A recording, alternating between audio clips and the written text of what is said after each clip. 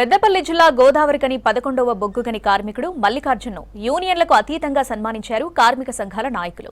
ఇటీవల రాష్ట్ర ప్రభుత్వం మల్లికార్జున్ శ్రమను గుర్తించి శ్రమశక్తి అవార్డును అందించింది. ఈ సందర్భంగా బొగ్గుగని అధికారులు మల్లికార్జున్ను అభినందించారు.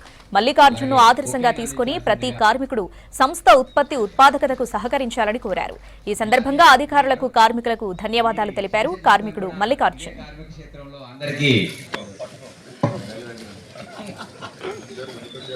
తదుపరి ఐఎన్టీసీ యూనియన్ సభ్యులు రెడీగా ఉండాలి. యూనియన్ తరఫున సన్మానానికి సిద్ధంగా ఉండాలండి. అందరు గట్టిగా చప్పట్ల ద్వారా వీరికి శుభాకాంక్షలు రెడీగా ఉండాలి. హెచ్ఎంఎస్ అందరూ గట్టిగా చప్పట్ల ద్వారా వీరికి విషయం తెలియాలని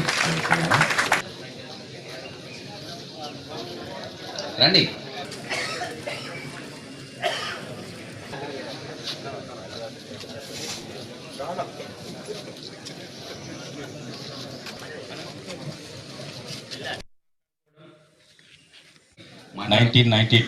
జనవరి 15వ తారీఖు నాడు రిపోర్ట్ చేయడం జరిగింది. ఆ రోజు నుంచి ఈ రోజు వరకు 11 గంటలోనే పనిచేస్తూ ఇంకొక 2 నెలల కాలంలో జూలై 31 నాడు సింగరేణి నుంచి రిటైర్ కావడానికి కూడా రెడీగా ఉన్నాను. దానికి గతంలో నేను ఐఎన్టీసీలో కానీ టీబీజీకేస్లో కానీ పనిచేస్తున్నప్పుడు కార్మిక సోదరులందరూ కూడా ఎంతో సహాయ సహకారాలు అందించి కార్మిక సమస్యలు పరిష్కరించడంలో సహకరించిన సీనియర్ కార్మికులందరికీ తెలుసు. కార్మిక సోదరులతోటి ఎప్పుడు కూడా అటాచ్మెంట్ కట్ చేసుకోలేదు. దానికి సహకరించిన అదేవిధంగా ఈరోజు నేను చేసిన ఈ కార్యక్రమాలన్నిటికీ రాష్ట్ర ప్రభుత్వం నుంచి శ్రమశక్తి అవార్డు రావడం, అది రిటైర్మెంట్కు దగ్గరలో ఉన్నప్పుడు ఈ అవార్డు రావడం చాలా సంతోషకరం.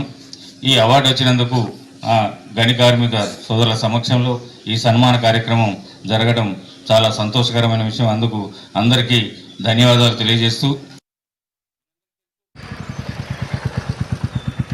జై సింగరేణి, జై సింగరేణి, జై లెవెనిటర్.